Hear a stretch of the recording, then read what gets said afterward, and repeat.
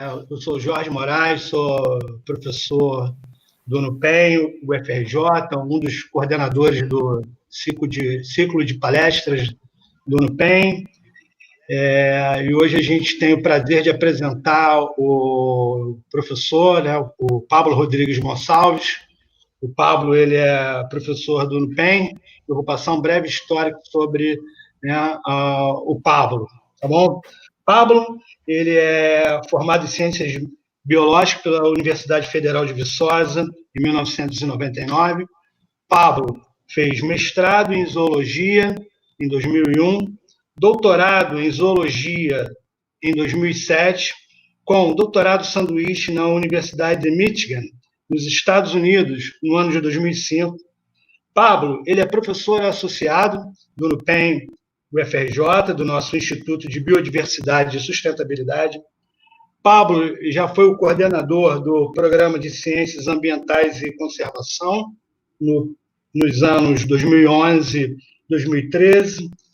Pablo concentra seus estudos na área de sistemática, evolução e conservação de mamíferos neotropicais. Tá? Pablo já publicou um livro, 13 capítulos de livro, 28 artigos científicos em revistas indexadas, né, sobre os seus temas de estudo. Então, a gente tem, né, o prazer hoje de apresentar, né, o Pablo, né, o termo do futebol, né, uma prata da casa, um docente do NUPEM, da Universidade Federal do Rio de Janeiro. Só antes de dar a palavra ao Pablo, eu só vou dar um informe. Já temos a confirmação do nosso próximo palestrante do ciclo de palestras, na próxima quinta-feira pela manhã. É possível que tenha um seminário extra também na próxima semana. O seminário da próxima semana será com o Dr. Eduardo Sequeira. O Dr. Eduardo, ele é do Instituto do Cérebro, da Universidade Federal do Rio Grande do Norte. Irá falar para a gente sobre a infecção do sistema nervoso central pelo coronavírus. Tá bom? Eu peço a todos que se inscrevam no nosso canal e que dê like nas nossas palestras. E agora, com vocês, eu passo a palavra ao Pablo. Pablo, muito obrigado pela sua palestra, por aceitar o nosso convite. Seja bem-vindo e tenha a palavra aqui no nosso ciclo de palestras. Tá joia, Jorge. Agradeço aí o convite, sempre bom, né, estar aqui no ciclo de palestras do NUPEM.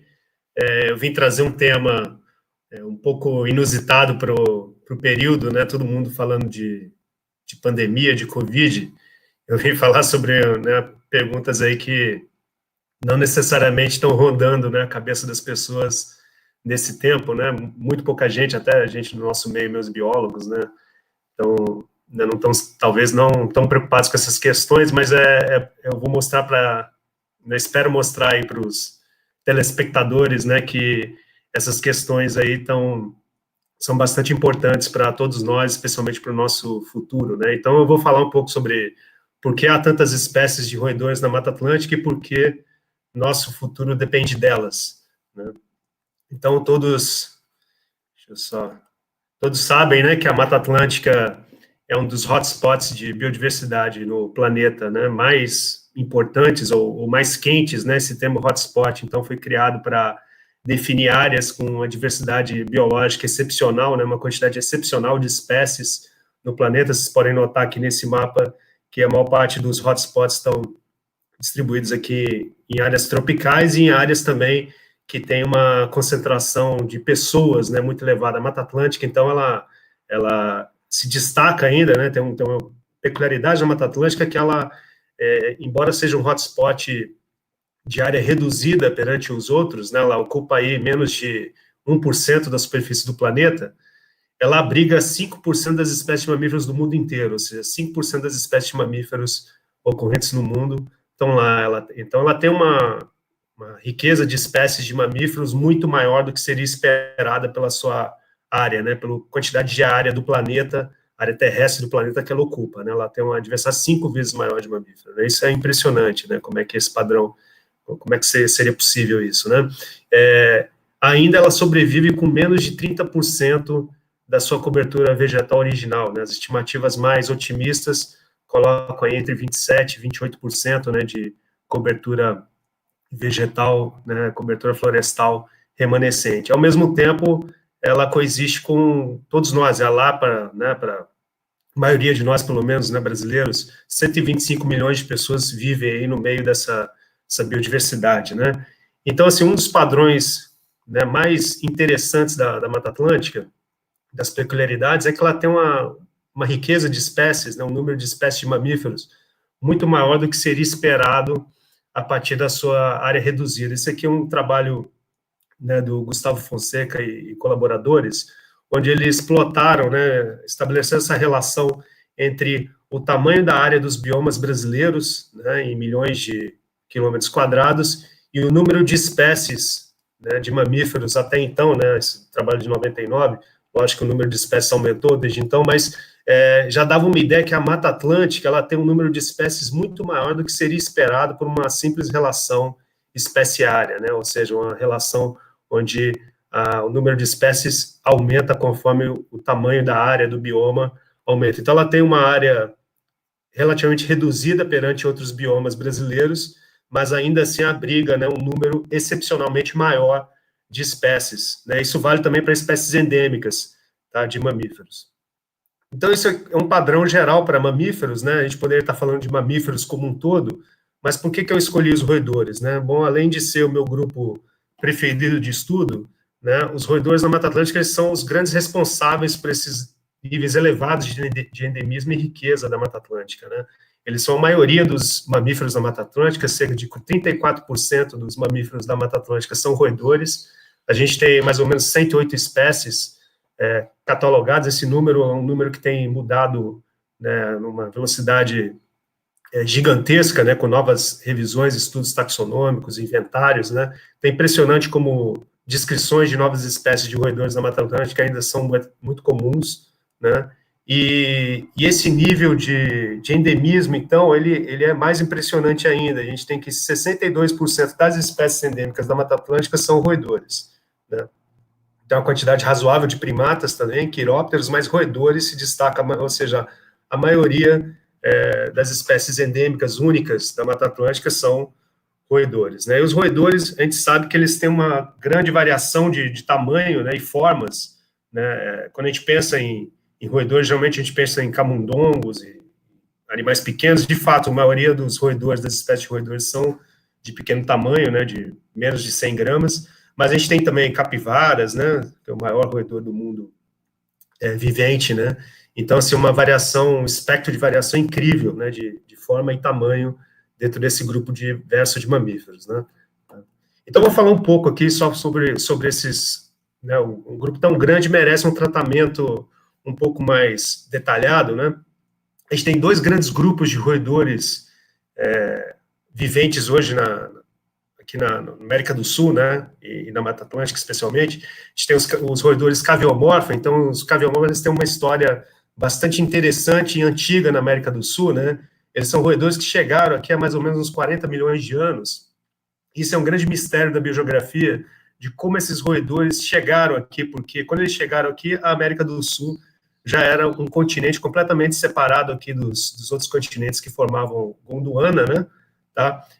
Pelo menos 800 quilômetros de oceano já separavam a América do Sul da África, e ainda assim, né, esses roedores conseguiram cruzar de alguma forma esse Oceano Atlântico aí de 40 milhões de anos. Isso é um grande mistério, né? Isso também vale para os primatas, né? Então, teve um momento de dispersão aqui, né, tá, do antigo mar de Tétis, né, e depois aqui do Atlântico Sul, né, como é que foi possível esses roedores se dispersarem por uma distância tão grande assim. Quando eles chegaram aqui na América do Sul, então, não existiam outros roedores aqui na América do Sul, não existiam predadores, a fauna de predadores aqui, os marsupiais eram predadores aqui, mas predadores de pequeno, médio porte, né, no máximo. A gente não tinha grandes carnívoros aqui na América do Sul. Esses roedores tiveram uma história longa de diferenciação, né, de acúmulo de diversidade morfológica e ecológica, né?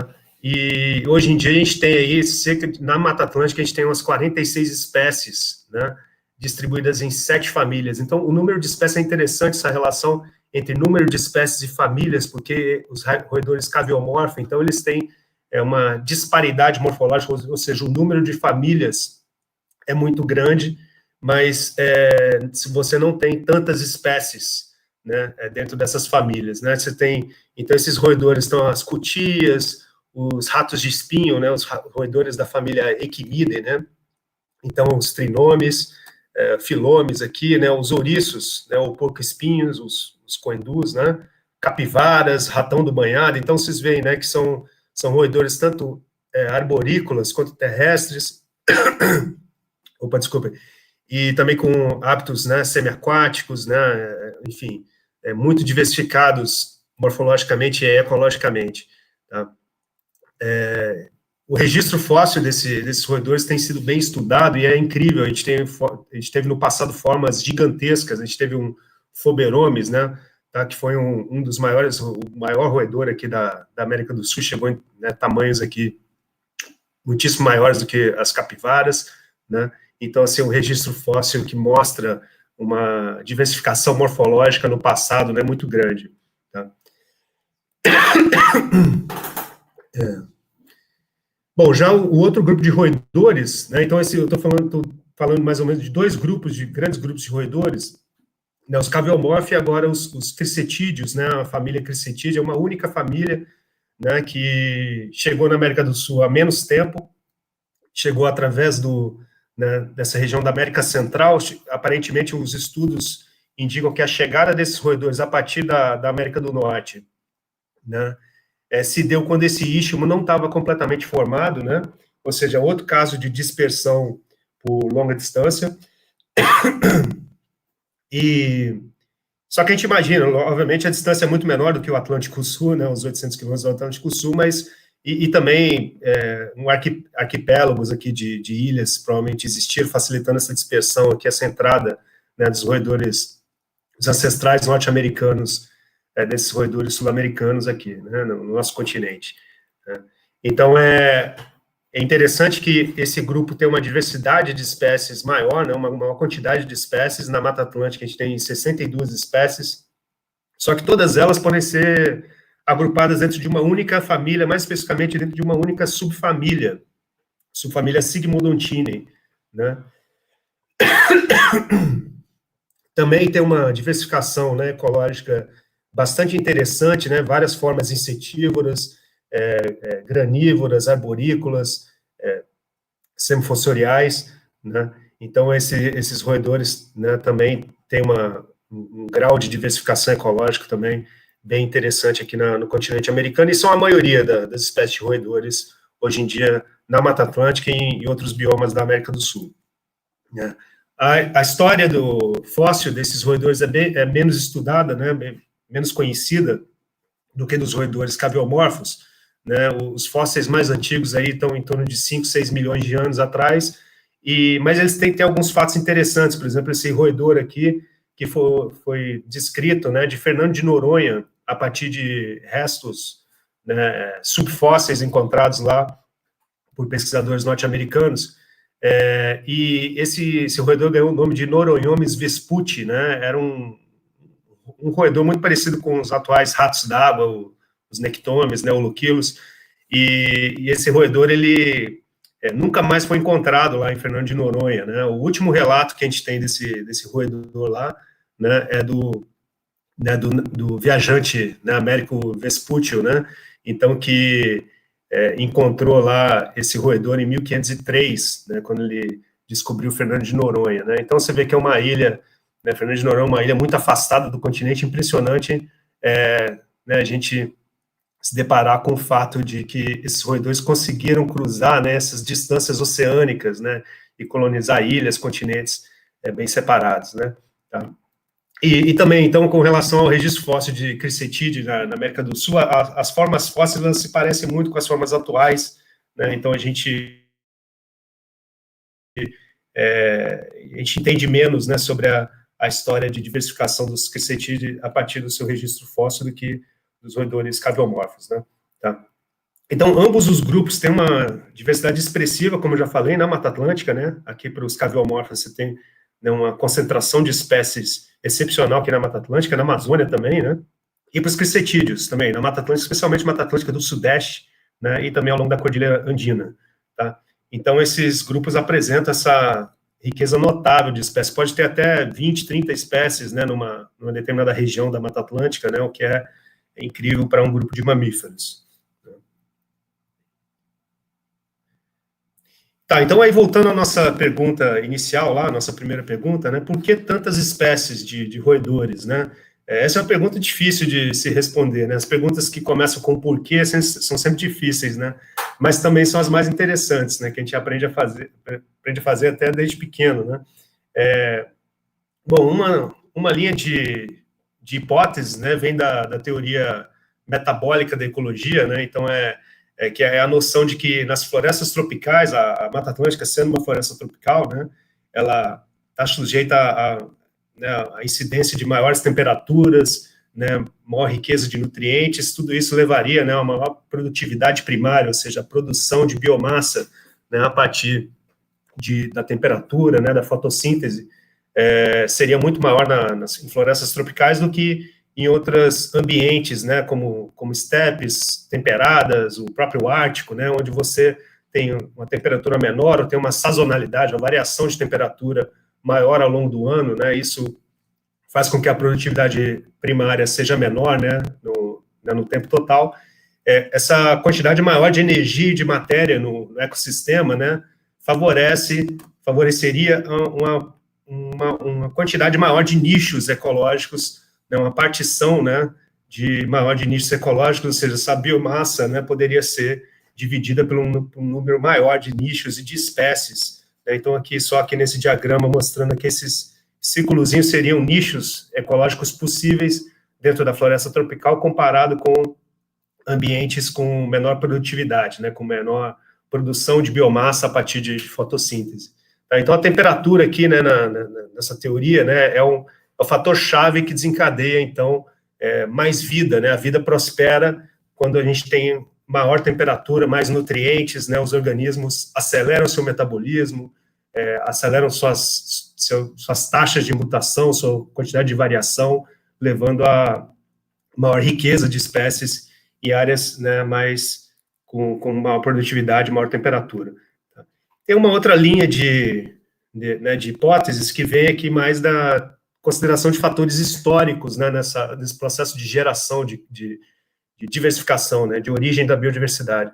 Ou seja, nessas ideias aqui, as espécies, é assumido, né, que as espécies elas tendem a reterem suas características ancestrais, ou seja, uma espécie que se originou numa floresta tropical, num ambiente tropical, vai gerar descendentes que também vão tender a né, viver, né, habitar a mesma floresta, o mesmo nicho, né, espacial. Então, eles herdam, né, as espécies herdam seus nichos a partir de seus ancestrais. Essa foi uma teoria mais recente, tem sido chamado de conservadorismo filogenético de nicho, né, é uma teoria que está tendo muito interesse, muito trabalho recente. Então, essa é a noção que as florestas tropicais, então, como elas teriam maior taxa de diversificação, né, acumulariam mais espécies do que, né, ambientes não tropicais, essas espécies tropicais tenderiam a gerar descendentes que também são tropicais, né? Então, assim, a longo prazo, você teria um maior acúmulo de espécies nas florestas tropicais do que nos ambientes fora dos trópicos, né? Outra questão interessante também que essas teorias trabalham é a noção de que a estabilidade ecológica nos trópicos, ou seja, os trópicos tendo uma maior constância de temperatura e de umidade, né? O clima, né, é menos sazonal nos trópicos do que em zonas temperadas, né? Essa constância, essa uniformidade maior do clima, né, favoreceria, então, né, a retenção, né, a sobrevivência de espécies durante mais tempo, ou pelo menos essas espécies não precisariam ter adaptações para lidarem com as inconstâncias, com a sazonalidade, né, climática de outros ambientes. No Ártico, por exemplo, uma espécie desprovida de adaptações para sobreviver ao inverno no Ártico, né, não vai conseguir prosperar lá num ambiente ártico, num ambiente mais temperado, como uma estepe patagônica, por exemplo, né? Então, existe essa noção que a estabilidade ecológica ela diminui a taxa de extinção das espécies. Espécies nas florestas tropicais, elas estariam, de certa forma, numa certa zona de conforto evolutivo, né? Elas teriam uma maior sobrevida, né, em ambientes tropicais, em florestas tropicais, do que em florestas não tropicais, né? Isso leva a gente a essa predição, né, de que as linhagens mais antigas, linhagens mais anciãs, né, estariam nas florestas tropicais, enquanto as linhagens mais novas, né, estariam em ambientes não tropicais, ou seja, a floresta tropical seria uma espécie de museu, né, acumulando, né, espécies desde muito tempo no passado, né, enquanto as espécies presentes aqui nesses ambientes menos estáveis, né, seriam espécies com, né, origens mais recentes, né. Outra coisa também interessante é que uma espécie, para ela conquistar, né, esses ambientes temperados, ambientes não tropicais, é necessário, né, alguma mudança, né, adaptativa, alguma transição, né, especialmente a transição ecológica, que obviamente envolve transição fenotípica, que nem todas as espécies conseguem fazer, né, que nem assim, partindo desse pressuposto que as espécies tendem a reter suas características ancestrais, né, se adaptar a um novo ambiente é algo que ocorreria mais raramente do que, né, a não adaptação, ou seja, a conservação, né, do seu nicho ancestral, né. Então tendo essas teorias em mente, né, vamos ver, então, voltar com mais atenção para a Mata Atlântica, que a gente sabe sobre isso na Mata Atlântica, né. Então, a gente sabe que a Mata Atlântica, ela obviamente, passou, né, por mudanças na sua distribuição, né, a cobertura florestal da Mata Atlântica sofreu modificações ao longo das oscilações climáticas do Quaternário, aí, dos últimos 2 milhões de anos, né, de eras do gelo, né, sucessivas eras glaciais e interglaciais. Esse aqui é um trabalho da Ana Carnaval, né, um trabalho bastante citado, onde essas zonas pretas, aqui, essas regiões pretas, são as regiões em que sempre foi floresta na Mata Atlântica. Independente de se era do gelo ou era, né, interglacial, a Mata Atlântica, florestas, né, grandes florestas, sempre existiram aqui nessas porções em preto. Seriam as áreas, então, em que você tem a maior estabilidade histórica, né, ou seja, sempre foi floresta, não mudou muito. As outras áreas aqui, que tendem aqui ao do laranja para o verde, são áreas mais instáveis, né, tá? Então, assim, a Mata Atlântica, ela teve, né, uma série de áreas ecologicamente estáveis ao longo aí dos últimos 2 milhões de anos, né? Então, em parte, isso confere com o que a gente esperaria de uma floresta tropical, né, tem maior estabilidade ecológica em geral. Outro trabalho mais recente aqui de colegas lá da UFES, né, o Yuri Leite, a Léo Costa, né, publicaram mais recentemente uma ideia de que a Mata Atlântica, além, né, de possivelmente ter apresentado refúgios, teria mantido vastas conexões, né, entre latitudinais, né, entre florestas aqui do mais ao norte e mais ao sul, através da plataforma continental que hoje está submersa, né, a segunda reconstrução paleoclimática, né, paleogeográfica desses autores. A plataforma continental, ela, no passado, na última era do gelo, ela estaria toda exposta, pelo menos a gente teria aí os níveis do mar aí mais baixos, em pelo menos 60, 80 metros, né? Então, muito da plataforma que hoje está coberta, ela estaria exposta e que ela abrigaria uma floresta quase que contínua, tá? Onde hoje é mar, né? A gente não vê nada dessa floresta, obviamente, mas essa floresta não estenderia quilômetros e quilômetros, às vezes até centenas de quilômetros aqui para o interior do mar, do que hoje é mar, né? Mantendo-se, então, bastante conectada aqui. Então, a gente teve ambos esses modelos, né? Eles levam a ideia de que a Mata Atlântica, ela manteve sua estabilidade ecológica, né, a longo prazo, aí, de alguma forma, né, seja, né, mantendo conexões florestais ao longo da costa, seja pela persistência, né, de refúgios aqui recorrentes florestais. Tá? Então, a grande questão que a gente vê, tudo bem, então, estabilidade ecológica, né, estabilidade histórica na Mata Atlântica né, parece ser um fato, né? E a gente queria saber, então, se a Mata Atlântica funciona mais como um museu ou como um berçário de espécies. Sei lá, aquelas espécies, essas espécies de roedores que a gente falou, que estão na Mata Atlântica, elas são espécies, né, de grupos antigos, que se formaram há muito tempo atrás, ou não, são espécies que têm se formado, né, há menos tempo. Aí, quando eu falo menos tempo, a gente fala, né, os últimos 1 milhão de anos, né? Isso é menos tempo quando a gente fala aqui, né, em biogeografia e paleontologia, né? Tá? Se falar 1 milhão de anos para um paleontólogo, ele vai achar, né, muito pouco tempo, né? Tá? E aí vamos ver o que esses estudos biogeográficos de roedores, estudos recentes, dizem, né, sobre essas questões. Museu ou berçário? A gente tem uma série de estudos, então, que mostra que várias linhagens de roedores da Mata Atlântica, na verdade, são linhagens antigas, né? Esse aqui é um trabalho recente, né, feito com a filogenia de roedores equimídeos, feitos com genomas mitocondriais, né, com mitogenomas. Esse trabalho, ele incluiu aqui o mapeamento, né, a reconstrução biogeográfica, tá, da distribuição ancestral dos principais grupos de roedores, né, dos gêneros e clados grandes aí de roedores equimídeos.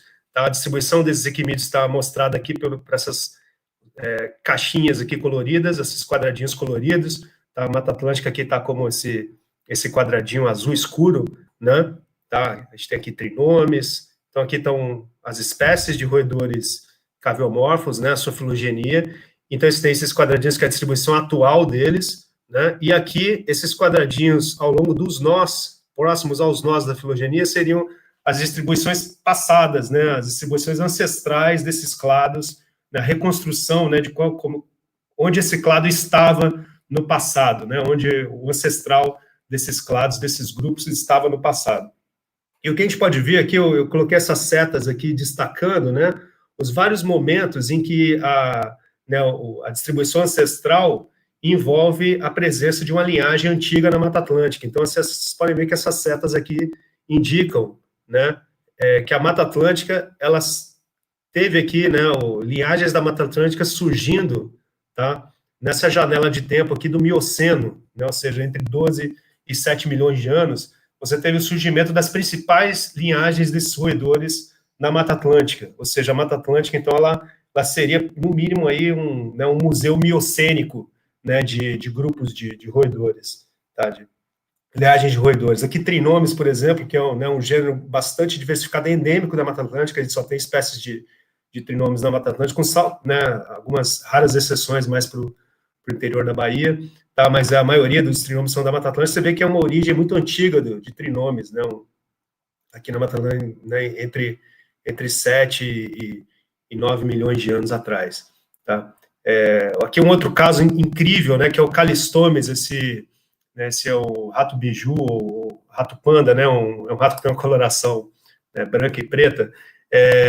Tem uma origem também bastante antiga, né, e também uma relação com Biocastro, que é o ratão do banhado. Então, esse é um rato arborícola da Mata Atlântica, o Callistomes. Biocastro é um ratão do banhado, ou seja, um roedor com distribuição bem mais ao sul e adaptado a ambientes aquáticos. Então, assim, são relações muito antigas, né, miocênicas, são linhagens antigas. Esse aqui é um outro trabalho já com roedores cricetídeos, né, com sigmodontíneos na Mata Atlântica.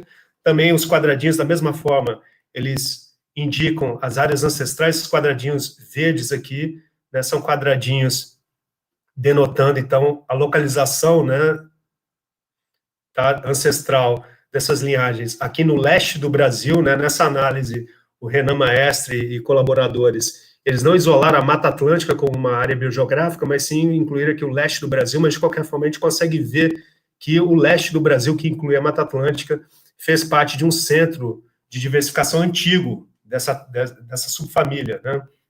A gente tem tribos, por exemplo, como os Aquadontini, né, que Bibimes e Oxymitros, né?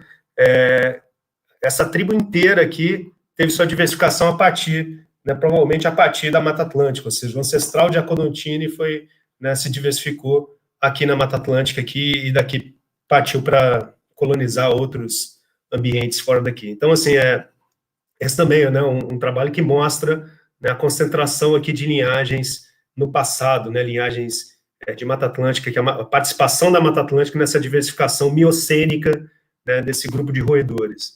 Tá? Então, num trabalho aqui mais recente nosso, né, a gente também abordou essa questão da antiguidade desses grupos de roedores da Mata Atlântica, e a gente descobriu que vários deles, na verdade, podem ser reunidos dentro de um único clado, né, uma nova tribo, na verdade, uma tribo nova, só que não, né, que na verdade era uma tribo já descrita via domínio, né, restrita a apenas 1, 2 gêneros, E a gente expandiu recentemente essa tribo, porque a gente descobriu que vários roedores da Mata Atlântica, na verdade, integram, né, esse clado aqui, que seria essa tribo expandida via domínio, né? Aqui o Phenomes, né? O Vilfredomes, Juliomes, Viedomes, né? Que são todos táxons do leste do Brasil, e aqui no caso de, né, Juliomes e Phenomes e Vilfredomes, gêneros restritos aí à Mata Atlântica, né? Ambientes da Mata Atlântica e pampas, né, do sul do Brasil, né? A origem desse grupo também é antiga, de novo, né, miocênica, que em torno de 7 milhões de anos atrás. E mais interessante ainda também é que essa nova tribo, né, os Viedomini aqui, que inclui, né, vários táxons da Mata Atlântica, teriam tido uma ancestralidade em comum com os Abrotricrini, né, que é um outro grupo de roedores dos Andes. Então, essas conexões entre os Andes e a Mata Atlântica aqui no Mioceno parecem terem sido recorrentes, né? Os estudos biogeográficos têm estimado, né, essas conexões aqui de forma cada vez mais clara. Então, elas devem ter tido um papel bastante interessante aqui na diversificação dos táxons de Mata Atlântica, né? Essas conexões passadas entre Andes e florestas andinas, ambientes andinos, né? E as florestas atlânticas aqui da costa brasileira, né? Mas e berçário de espécies? Será que a Mata Atlântica poderia funcionar também como um berçário de espécies, ou seja, acumulando, né, tanto espécies, linhagens antigas, né, e possibilitando a sobrevida dessas linhagens antigas durante uma escala de tempo grande, mas também não deixando de fornecer novidades, né, vamos dizer assim, de servir como centro de formação de novas espécies, né? Então é interessante que aqui nesse mapeamento, esse é um trabalho da Léo Costa e colaboradores, né, onde eles mapearam as áreas de endemismo mais ricas em espécies de mamíferos, as áreas com o maior número de espécies de mamíferos dentro da Mata Atlântica, né, e o sudeste brasileiro, especificamente essa região aqui, que é uma região, né, topograficamente bastante acidentada, né, com várias cordilheiras aqui, né, as Serras da Mantiqueira, a Serra do Mar, a Serra Geral, que é mais no Planalto Meridional, né, mais ao sul. Então, as áreas mais ricas, elas são, né, abrangidas pelos principais complexos montanhosos do Sudeste, né? Então, assim, essa correlação leva a gente a pensar, né, nas montanhas, então, podendo agir como grandes centros de diversificação, né? E possivelmente centros de diversificação recentes, uma vez que a diversificação nas montanhas envolveria, né, essas oscilações climáticas do Quaternário, né? Então, as montanhas são, né, todo mundo sabe, são, basicamente as montanhas abrigam, né, uma diversidade ímpar de espécies, especialmente graças ao seu gradiente ambiental, né, gradiente de ambientes, né? Você tem tanto espécies aqui na base das montanhas, nas regiões mais florestadas, até espécies mais restritas a zonas altitudinais superiores, zonas altimontanas aqui. Então, você tem uma grande variação, né, na composição de espécies, a grande variação, a grande diferenciação entre comunidades de espécies de pequenos mamíferos em geral, numa região montanhosa. Isso faz com que essa pequena região, né, uma região relativamente pequena, abrigue uma quantidade excepcional de espécies, né? Então, no Sudeste brasileiro, essas montanhas, se a gente pegar, né, os ambientes zonas altimétricas mais elevadas, esses ambientes eles estão distribuídos como se fossem arquipélagos, né, altimontanos, tá? Aqui, né, os principais arquipélagos de florestas, né, altimontanas e campos de altitude, tá, distribuídos aqui ao longo da Mata Atlântica, né? E nessas, aqui, o Serra do Caparaó, por exemplo, Serra do Itatiaia, são montanhas, então, que chegam a 2.900, 2.800 metros de altitude, tá? Então, elas poderiam funcionar, esses arquipélagos altimontanos, como também, né, centros de diferenciação alopátrica entre táxons que ficaram isolados lá durante algum tempo, né? Tá?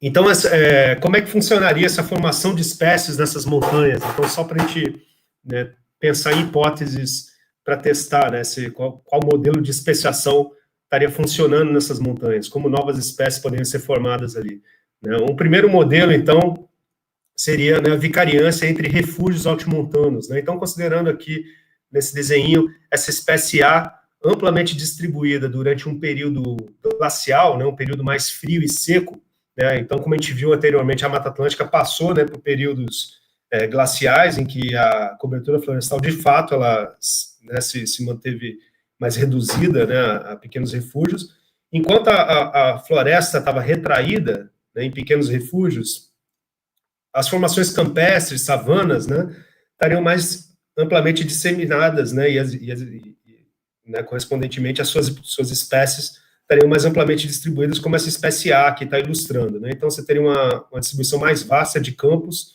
né, ao longo né, de um glacial, no período glacial, e depois, com a entrada num período interglacial, né, acontece o contrário. Os campos que ficam restritos a refúgios altimontanos, né, nas zonas altitudinais mais elevadas, que são mais frias, né, essas formações campestres, então, que incluem várias espécies adaptadas a condições mais frias, né, tá? Frias e úmidas, no caso dos campos de altitude aqui da Mata Atlântica, ficarão com as suas distribuições aqui retraídas, né, isoladas aos topos mais elevados, né, das serras aqui no Sudeste, ou então as latitudes mais, né, as maiores latitudes, né, do Sul, tá?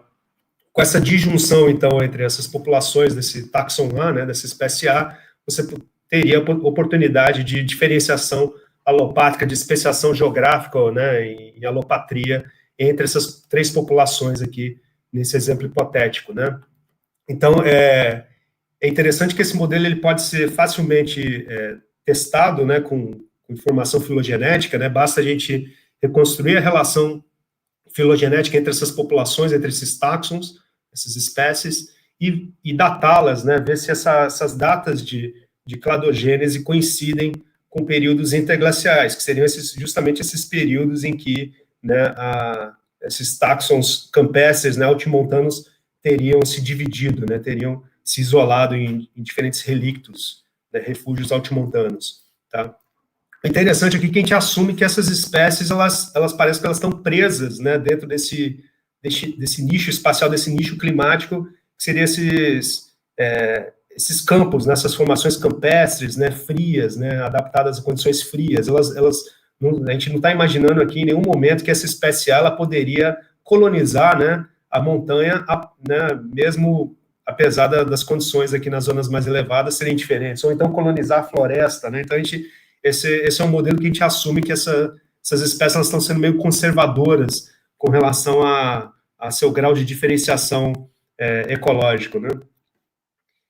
Então, já a outra hipótese, então, ela trabalha justamente com a possibilidade dos táxons poderem colonizar, se adaptar a novos ambientes. Por exemplo, você poderia ter táxons florestais, né, colonizando essas zonas altimontanas mais frias, né, isso obviamente envolve, né, seleção natural, envolve a adaptação para essas condições bem divergentes, né, e conforme o tempo vai passando, né, a própria seleção natural, a seleção disruptiva poderia selecionar, aumentar a divergência fenotípica e ecológica entre esses táxons irmãos, aqui, entre essas espécies irmãs, né.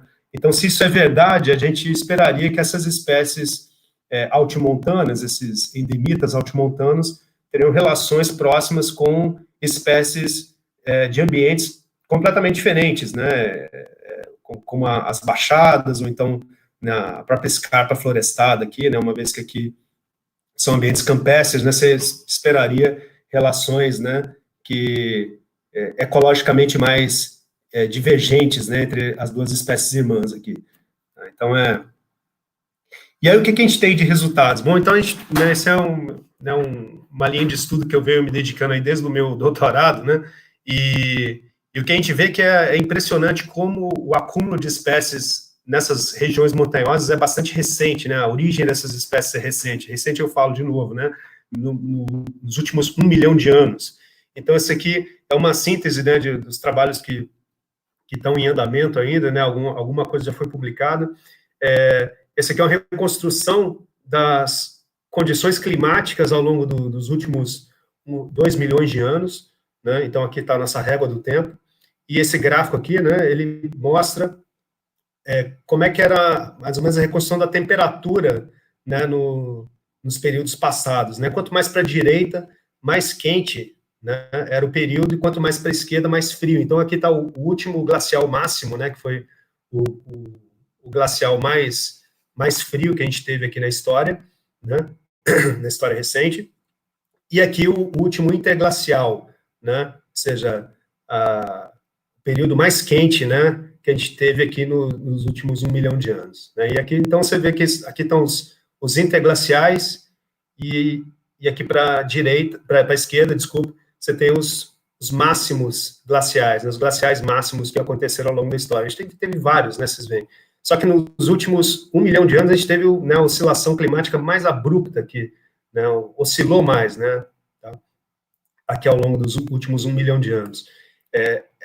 Você vê que a maior parte dos eventos de cladogênese entre as espécies estão se acumulando ao longo justamente desse período de maior variância climática, maior oscilação, né, climática na Mata Atlântica. Então, e o interessante é que a gente tem, né, de fato, a gente consegue ver divergência ecológica, ou seja, táxons, né, dessas regiões montanhosas tendo relações próximas com táxons que estão distantes dali, ou estão em formações completamente diferentes, em biomas diferentes. Aqui, por exemplo, relações entre as espécies, né, altimontanas e o cerrado, né, aqui nessa mancha laranja aqui, espécies com ampla distribuição no cerrado, ou então espécies que têm a distribuição em zonas altitudinais inferiores, né, tendo relações próximas com espécies de zonas altitudinais superiores, como é o caso aqui do gênero Delomes. Né? A gente tem pelo menos uma espécie de Delomes endêmica, né, de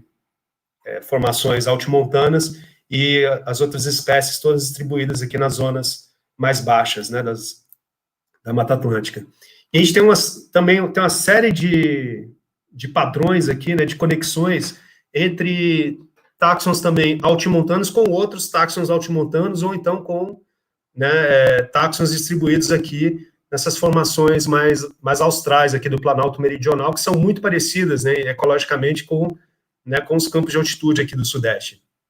Tá? Então, a gente teve repetidas conexões entre, né, os campos sulinos, por exemplo, ou as formações do Planalto Meridional e os campos de altitude, né, ao longo dos últimos 1 milhão de anos, né?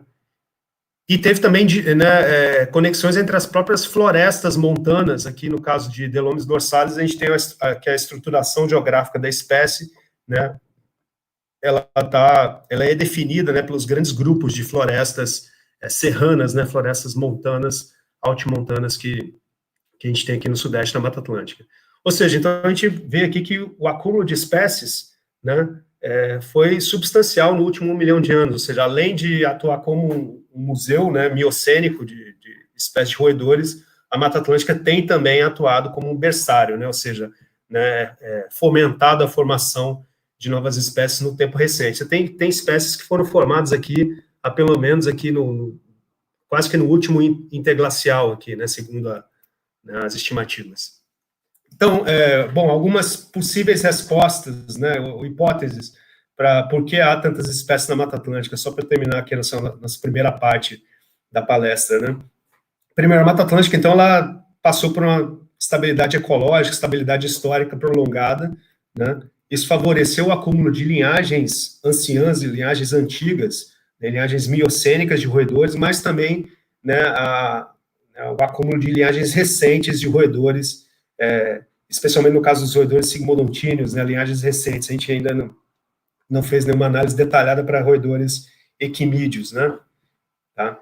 E esse acúmulo de linhagens recentes, essa diversificação nas montanhas da Mata Atlântica, ela data do Quaternário, né, e envolveu tanto mecanismos de divergência ecológica, como também de vicariância entre refúgios altimontanos e formações campestres do sul. Né? Então, os mecanismos de divergência, de diversificação são variados, né, nesses episódios mais recentes de especiação na Mata Atlântica também.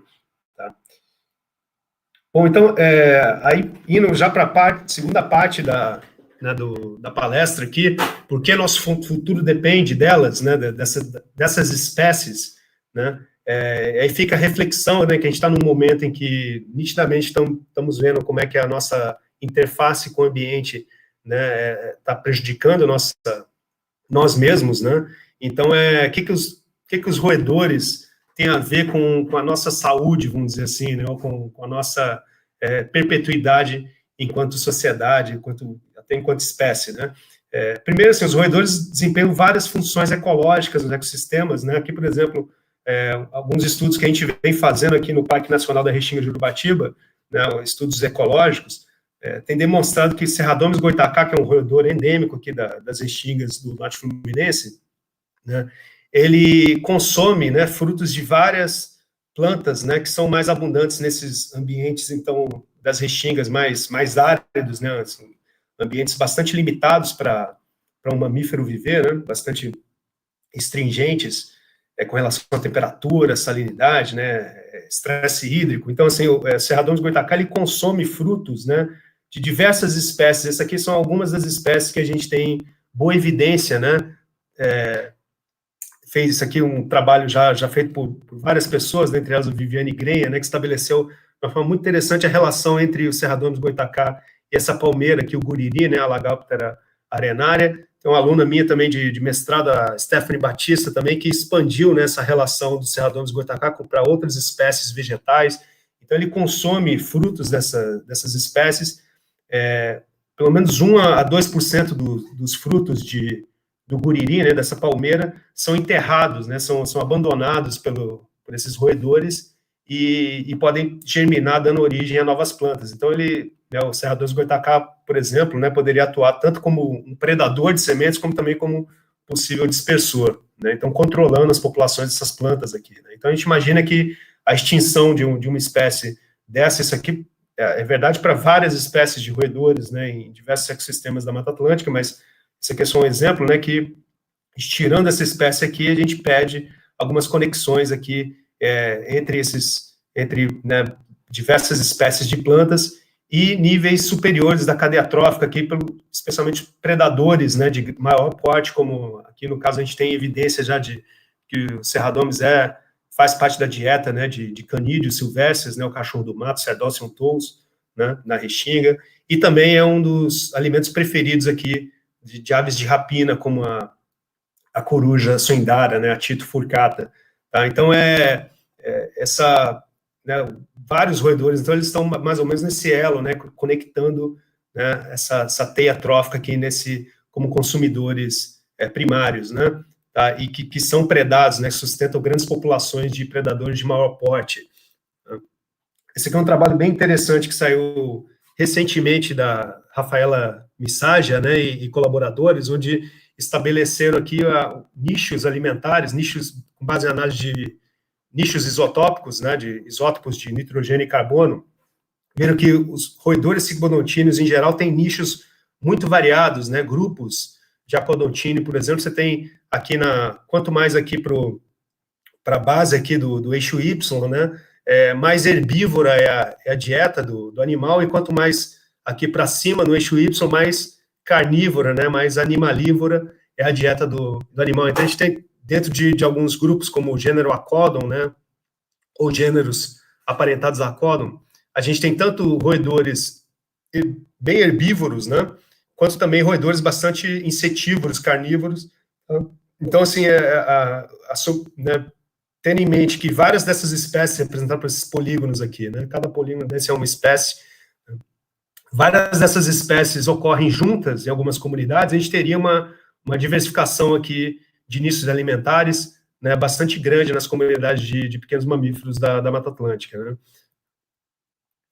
Mas uma das questões que bate mais na nossa porta, especialmente nos tempos recentes, é doença, né, então os roedores como reservatórios de patógenos, né, com risco de infecção humana, né, então, assim, e nesse caso, especialmente os patógenos que a gente fala, eles são especialmente os antavírus, né, a gente tem vários estudos aí dos colegas da Fiocruz, né, estabelecendo várias espécies de roedores, especialmente roedores sigmonontinos, como reservatórios silvestres de antavírus, né, de antaviroses, é uma síndrome pulmonar aguda, que, embora acometa pouca gente, ela tem uma letalidade aí de mais de 40%, né, então é uma doença bastante preocupante, né, tá? Embora não infecte tantas pessoas atualmente, né, no momento, né.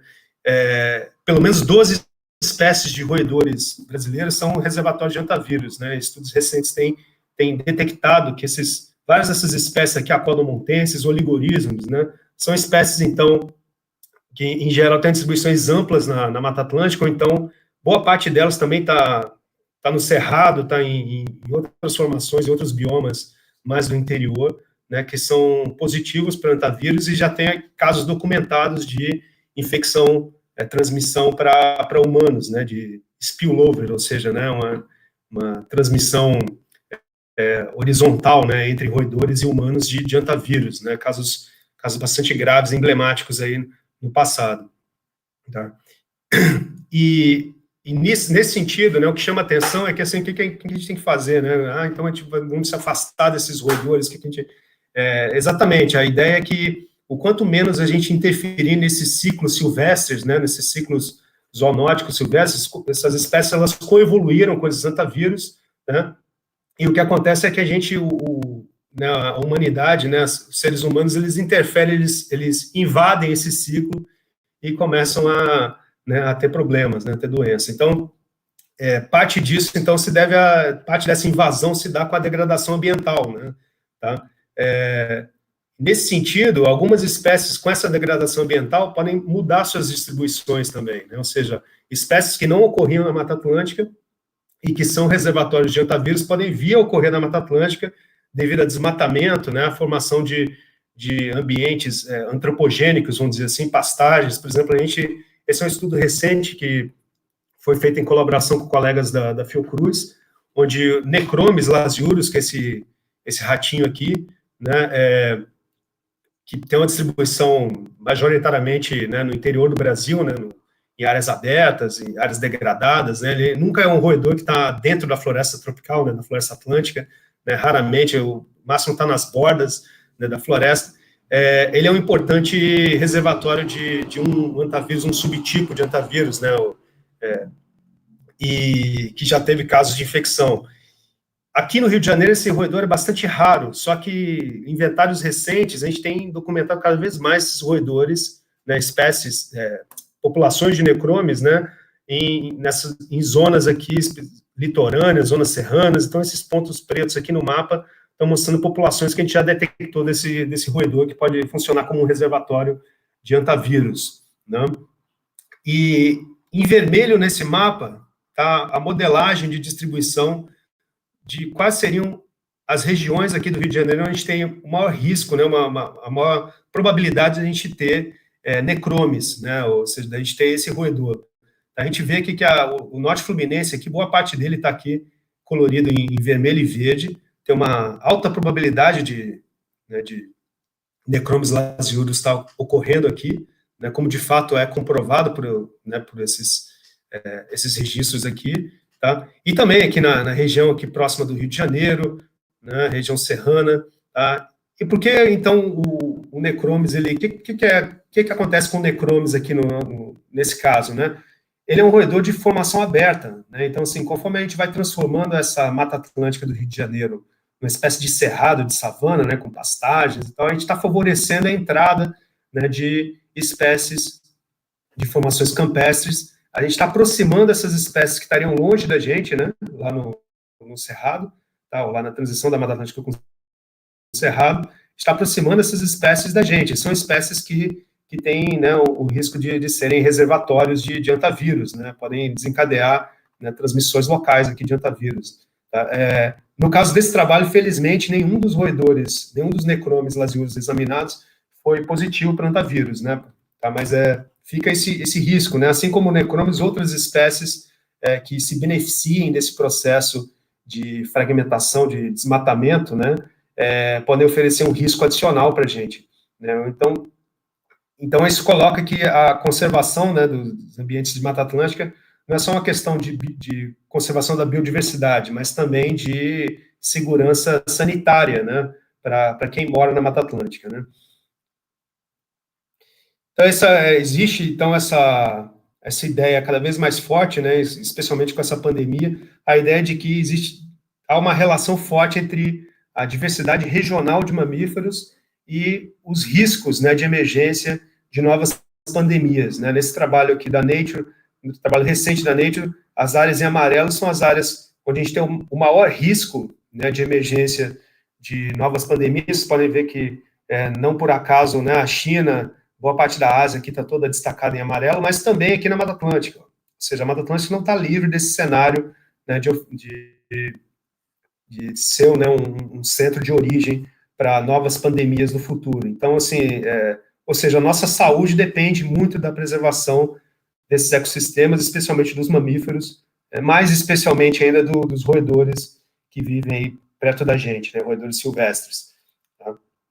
Bom, então é isso que eu tinha para falar para vocês. Agradeço a todos pela atenção. Tá? Agradeço também aos órgãos de fomento, né, que têm fomentado a pesquisa científica, que, embora pareça uma pesquisa básica, eu espero que eu consiga ter convencido vocês de que pesquisa básica também é importante, porque tem uma série de implicações para a nossa qualidade de vida, né? E, enfim, gostaria de terminar também com esse emblema do One Health, né? Ou seja, esse é o logo de uma iniciativa global de que estabelecendo a correlação, né, entre a nossa saúde, né, a saúde das pessoas com a saúde animal e a saúde ambiental, né? Então, essa é uma premissa bastante forte que cada vez tem que ser mais trabalhada, mais reforçada. Então, muito obrigado. Beleza, Pablo. Muito bom. Eu agradeço aqui super importante a conferência do Pablo. E antes de abrir para as perguntas, a gente tem uma pergunta aqui do Arthur Lopes. Eu vou fazer um comentário. O ciclo de palestras ele está aberto, né, a novas iniciativas que não sejam necessariamente sobre a Covid e pandemia. A gente tem sofrido diversos ataques em outras áreas estratégicas, né, e a pandemia pelo Covid-19 ela tem se tornado uma espécie de cortina de fumaça, né, para ataque aos direitos humanos, ao meio ambiente e outras áreas, né, estratégicas para a sociedade. Então, a gente já teve algumas iniciativas, como hoje a do Pablo, né, uma coisa relacionada ao meio ambiente, os roedores e a importância dessas espécies. Tá? Tivemos um debate também sobre, né, o ataque às unidades de conservação e estamos abertos a outras áreas, né, do saber também. Tá? E agora eu vou começar com as perguntas, tá bom? A gente tem uma pergunta aqui, que é a pergunta do Ferreira. Tá? A Mariana Ferreira, ela pergunta ao Pablo: você falou sobre refúgios altimontanos no passado que afetam hoje a diversidade de roedores. Hoje, com as mudanças climáticas, as mudanças nas linhas de vegetação podem afetar os roedores. Existe algum trabalho que aborde isso para a Mata Atlântica? Sim, olá, Mariana.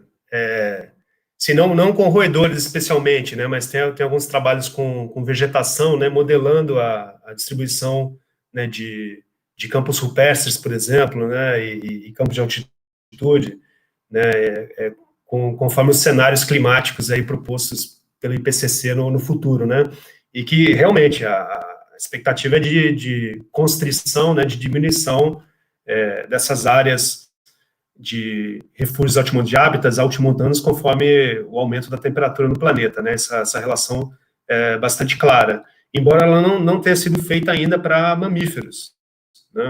Que é um tema bastante interessante. Seria muito interessante que a gente conseguisse fazer isso aí para pequenos mamíferos, especialmente. Né?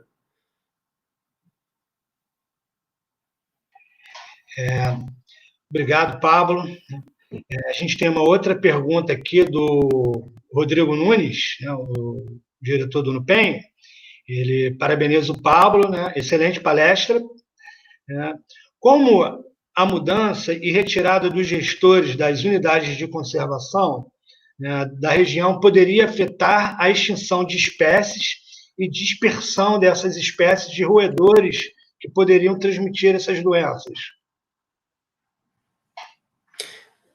Então, esse é um tema muito importante aí no momento, né, que só para esclarecer para quem não está a par, né, que recentemente, então, o ICMBio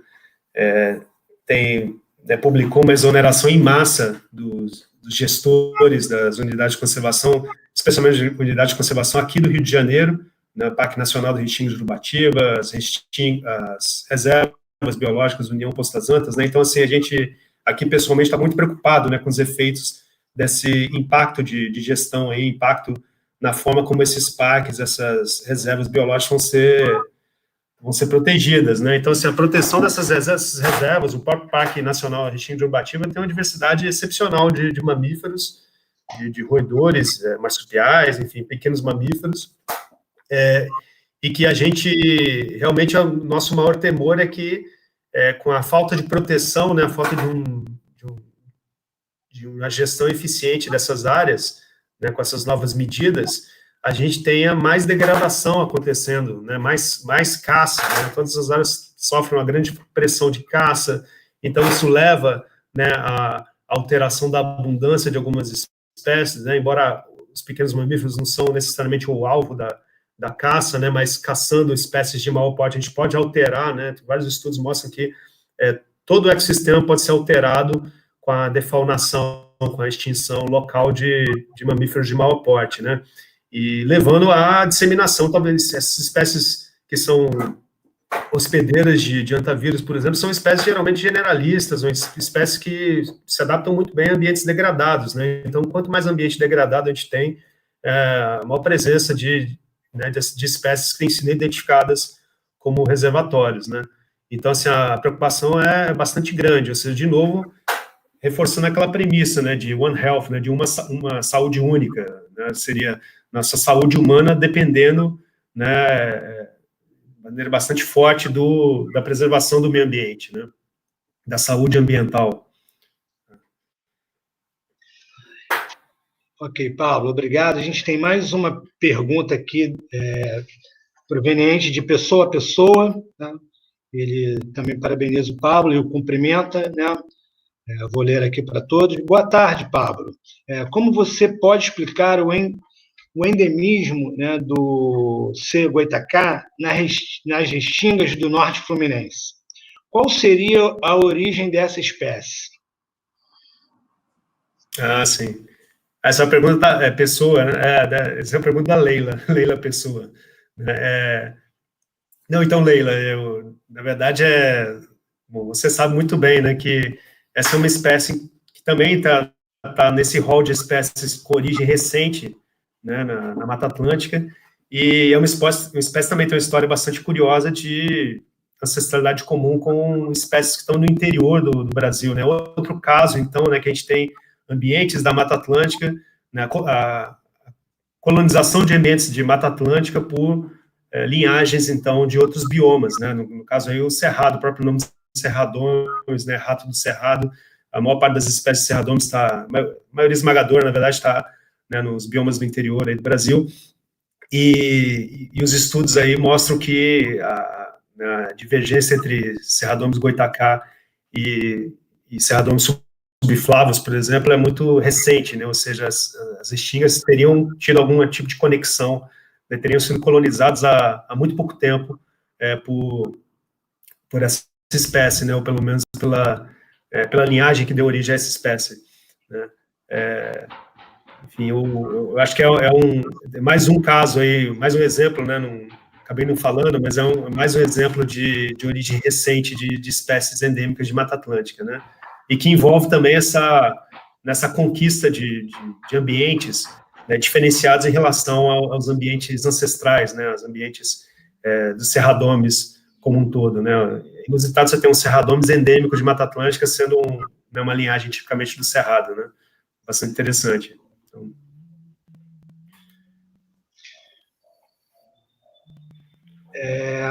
Então tá bom, pessoal. A gente vai agradecer ao Pablo, tá, mais uma vez por disponibilizar o seu tempo, né, e poder nos parabenizar com essa brilhante apresentação super esclarecedora.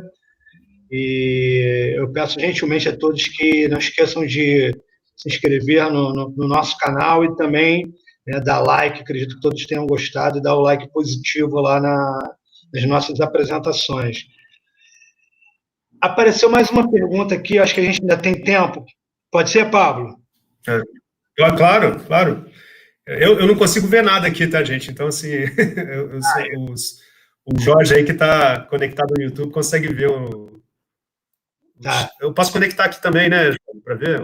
Acho que tem um sinalzinho, quase que uma TV, que é o chat, mas eu posso ler também para você agora.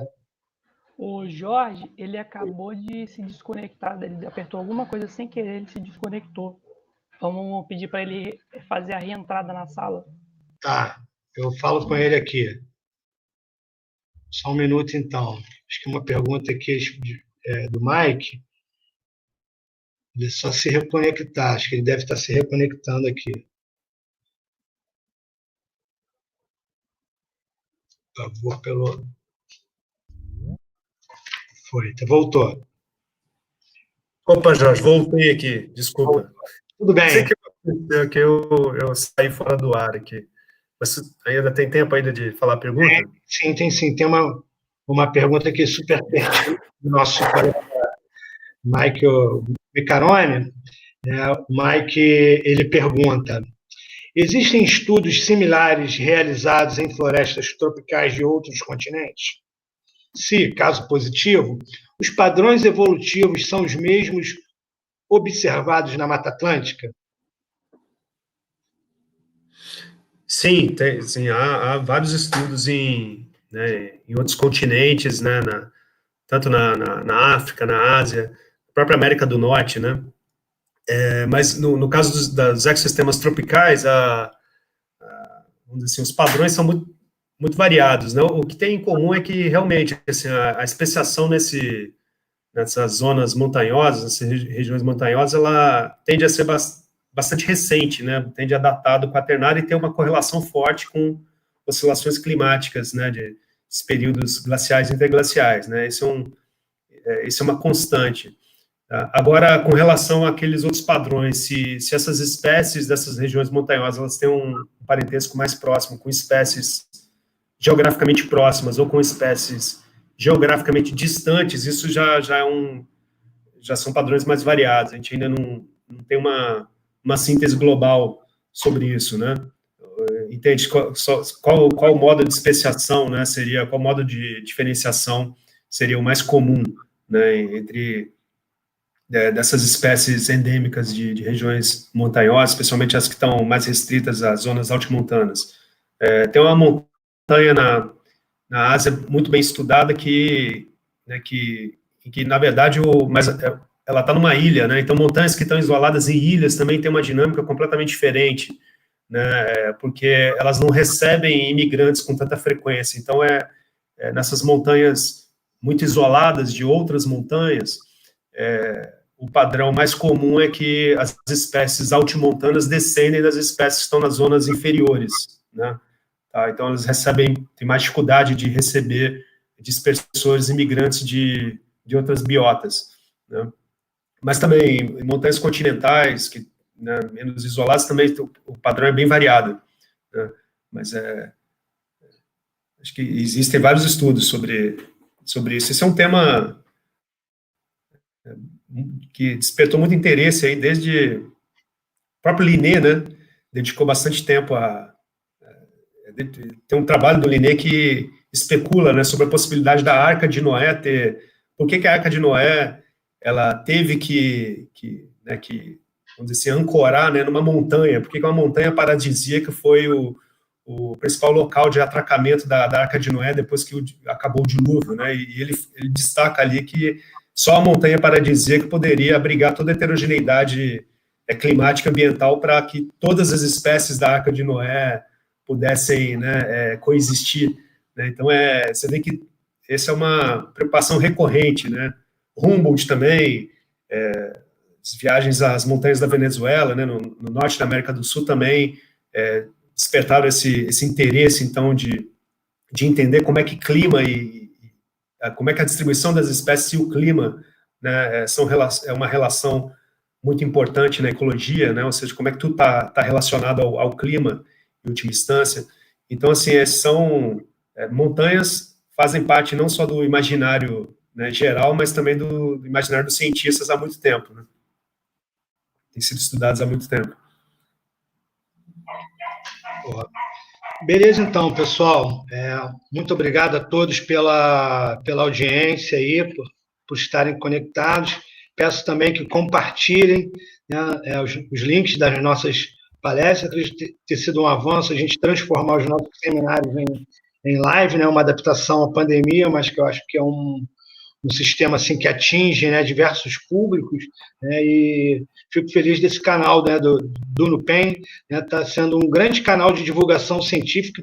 Tivemos, né, nas nossas palestras, né, mais de 500 visualizações, né, ali ao vivo ali fica em torno de 100, 80, 100 pessoas, e depois a gente chega a 500, né, tivemos uma que foi 1.500 visualizações. Então fico feliz em nome de todo o corpo social do NUPEM. Agradeço mais uma vez ao Pablo, né, que faz parte dessa nossa turma, né?